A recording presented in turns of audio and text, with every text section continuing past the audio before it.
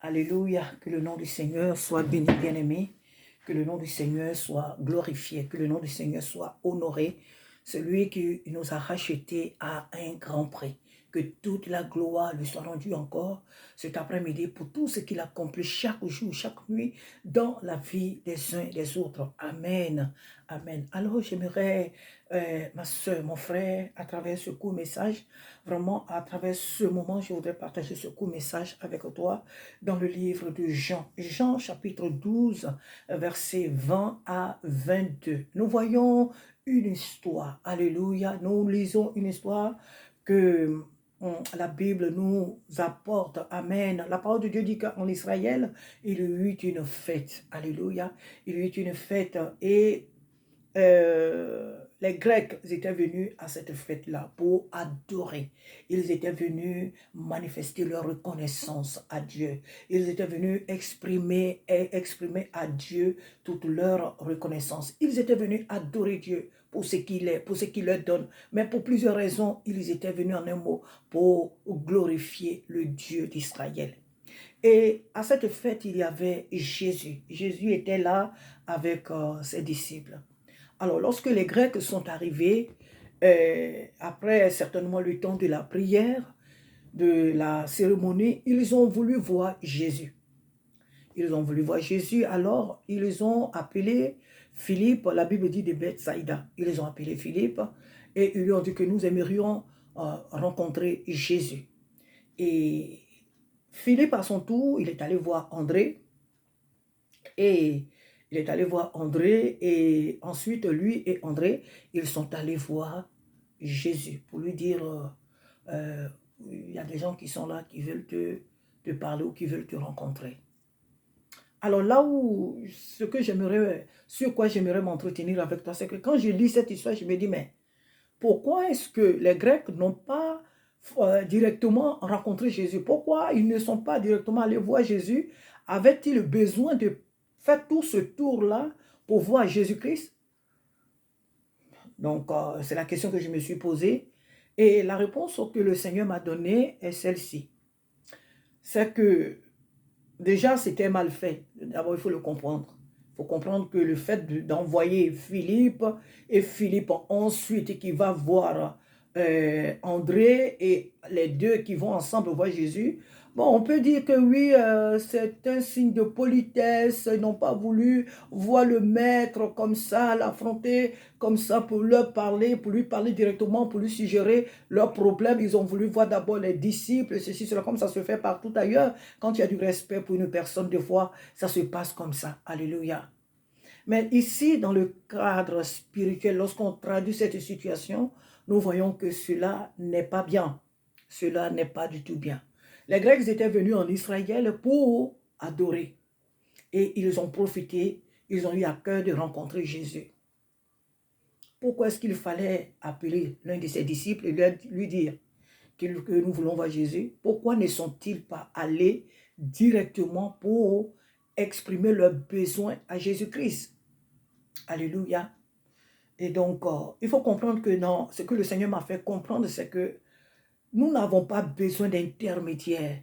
Nous n'avons pas besoin d'envoyer quelqu'un dans la présence de Dieu à notre place. Alléluia. Jésus-Christ est venu dans ce monde et il a donné sa vie. La Bible dit qu'il a déchiré le voile qui nous séparait d'avec lui, d'avec Dieu. Et désormais, tout le monde a accès en la présence de Dieu. Pourquoi envoyer quelqu'un? Pourquoi dire qu'il faut que telle personne intercède pour nous? Pourquoi demander à ce que telle ou telle personne prie pour nous, parle à Dieu à notre place, parle à Jésus-Christ à notre place? Nous n'avons plus besoin d'envoyer d'autres personnes à notre place dans la présence de Dieu.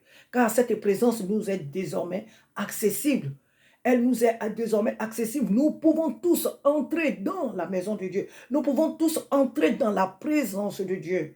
Alléluia. Le voile a été déchiré. Regardez tout le temps qu'ils ont mis. Ils sont venus, ils ont vu Philippe. Le temps que Philippe aille voir André et qu'ensemble ils aillent voir Jésus, un petit temps quand même s'est écoulé. Alléluia. un petit temps s'est quand même écoulé. Est-ce que c'était où est-ce qu'ils avaient vu? Est-ce que là où il y avait Jésus et là où se trouvait Philippe, il y avait une grande distance? Ont-ils mis 1 heure? Ont-ils mis quelques minutes? Ont-ils mis, je ne sais pas, quelques secondes? Je ne sais. Mais ce qui est sûr, il y a eu du temps. Le temps qu'ils viennent voir Philippe et que le Philippe aussi se lève pour aller voir André, il y a eu du temps qui s'est écoulé en ce moment-là. Non, les choses que nous pouvons avoir dans la présence de Dieu, en étant dans la présence de Dieu, en parlant directement à Jésus-Christ, nous n'avons pas besoin de passer par d'autres personnes. Nous n'avons pas besoin de faire des détours. Alléluia. Et il y a aussi nos prières que nous faisons dans la présence de Dieu. Souvent, nous avons besoin de demander au Seigneur telle ou telle chose. Mais nous faisons des tours, nous allons d'abord faire des prières académiques, nous voulons impressionner Dieu. Nous ne pouvons pas impressionner Jésus-Christ, chers frères et sœurs. Lorsque nous venons dans la présence de Dieu, soyons non seulement directs, pas agressifs, bien sûr, parce que nous aimons notre Dieu, nous le respectons, nous le vénérons. Donc c'est avec respect que nous lui parlons. Mais nous devons éviter d'employer toutes sortes de termes croyant impressionner Dieu, croyant que à sa force de dire telle phrase, de dire tel mot, que Dieu va avoir à cœur de nous donner ce que nous lui demandons. Soyons non seulement brefs, mais soyons aussi clairs, soyons directs lorsque nous faisons nos requêtes, nous demandons quelque chose au Seigneur, soyons directs dans ce que nous demandons. Les détours n'impressionnent pas Dieu.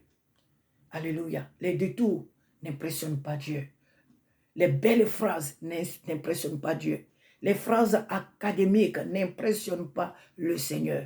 Quelqu'un même qui met le à la place de là, quelqu'un qui met là à la place de le lorsqu'il parle au Seigneur, c'est Dieu qui a créé toutes les langues du monde. Alléluia. C'est Dieu qui a créé toutes les langues du monde. Donc, il comprend ce que le cœur exprime est beaucoup plus important devant Dieu que ce que la bouche fait sortir. C'est vrai que c'est de l'abondance du cœur que la bouche parle, mais nous devons comprendre que Dieu aime lorsque nous sommes objectifs, lorsque nous sommes clairs, lorsque nous sommes sincères et précis dans nos prières. Les Grecs avaient mal fait d'envoyer d'autres personnes vers Jésus. Ils l'ont fait certainement pour une raison qui leur est propre.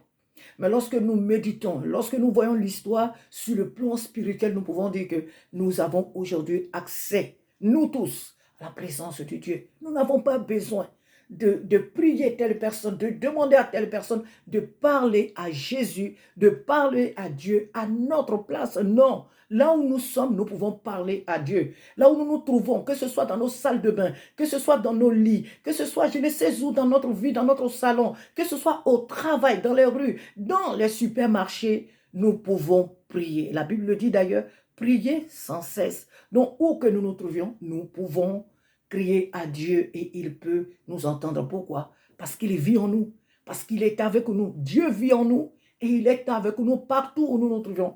Alléluia, où nous nous trouvons. Alléluia. Voilà pourquoi nous ne devons pas chercher des détours. Alléluia. Eux, ils avaient perdu énormément du temps, vous voyez. Si eux-mêmes, ils étaient partis voir Jésus-Christ, la chose allait être beaucoup plus simple.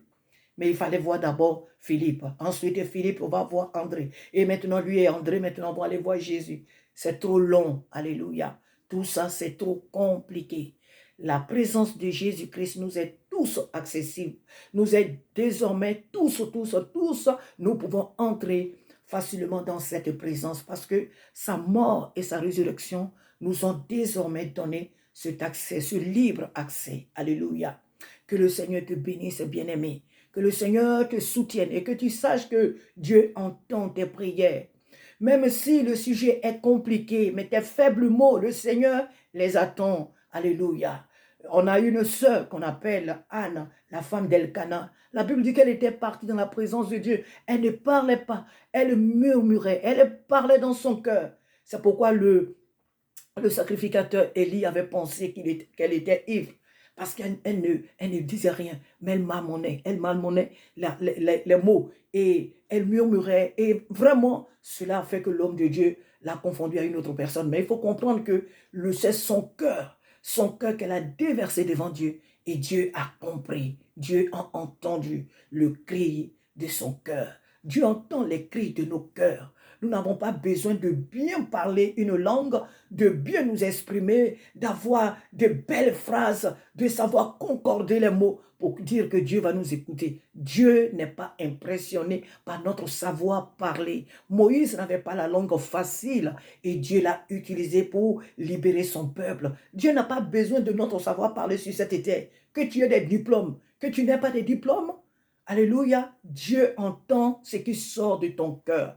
Et voilà aussi, par cette occasion, j'aimerais profiter pour te dire, si Dieu t'a appelé à un ministère, n'attends pas de savoir bien parler avant de te lever. Si Dieu t'a appelé à faire quelque chose, n'attends pas d'être d'abord parfait avant de la faire. Lève-toi et entre dans la présence de Dieu. Lève-toi et agis selon qu'il te donne de faire, bien-aimé. Alléluia. Souvent, nous voulons être d'abord parfaits. Souvent, nous voulons d'abord savoir faire telle ou telle chose avant de nous lever. Cela n'est pas nécessaire. Si là, dans nos faiblesses où nous sommes, où nous nous trouvons, si là, dans nos manquements où nous nous trouvons, le Seigneur nous fait grâce de nous inviter dans son champ, levons-nous, sinon lève-toi, alléluia. Là où tu es dans tes faiblesses, tes manquements, dans tes manques, lève-toi. Même si tu n'as pas fait de gros diplômes, même si tu as fait que le CP, même si tu as fait que le CP1, même si tu as fait que le CE2, même si tu n'es même pas allé à l'école et que tu ne sais pas parler le français, pour nous qui sommes des pays francophones, même si tu ne sais pas parler français, sache que c'est dans tes faiblesses que Dieu veut se glorifier. Ne dis pas non, j'allais me faire accompagner par telle personne, mais elle n'est pas là. Peut-être mes enfants allaient m'aider. Peut-être que tel frère ou un mari ou cette femme, ma femme allait m'aider. Et malheureusement, cette personne n'est plus là. Donc, je ne sais pas comment je vais m'exprimer. Lève-toi avec ce que tu as.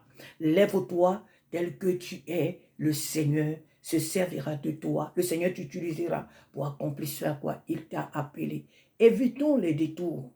Évitons les détours. Les détours n'impressionnent pas le Seigneur. Agissons, entrons dans la présence de Dieu tel que nous sommes. Dieu nous y attend. Alléluia. Jésus-Christ nous y attend. Tous, nous avons aujourd'hui un accès libre à la présence de Dieu. Amen. Nous n'avons pas besoin de passer par telle ou telle personne pour dire que oui, telle personne, je vais lui donner mon sujet et c'est là que Dieu va m'entendre. Je vais donner mon sujet au pasteur. Je vais donner mon sujet à tel prophète, à telle prophétesse, à telle personne. C'est là que Dieu va m'exaucer. Dieu t'exaucera. Alléluia. La liberté d'être dans la présence, de venir dans la présence de Dieu est donnée à tout le monde. Aujourd'hui, nous ne sommes plus dans l'Ancien Testament. Nous sommes dans le Nouveau Testament. Jésus-Christ a déchiré le voile qui nous séparait avec lui, sinon avec Dieu. Alléluia. Voilà pourquoi nous avons ce libre accès. Alléluia. D'être tous aujourd'hui dans sa présence. Ne compte pas sur quelqu'un. N'attends pas que quelqu'un prie pour toi. N'attends pas que quelqu'un intercède pour toi. Alléluia.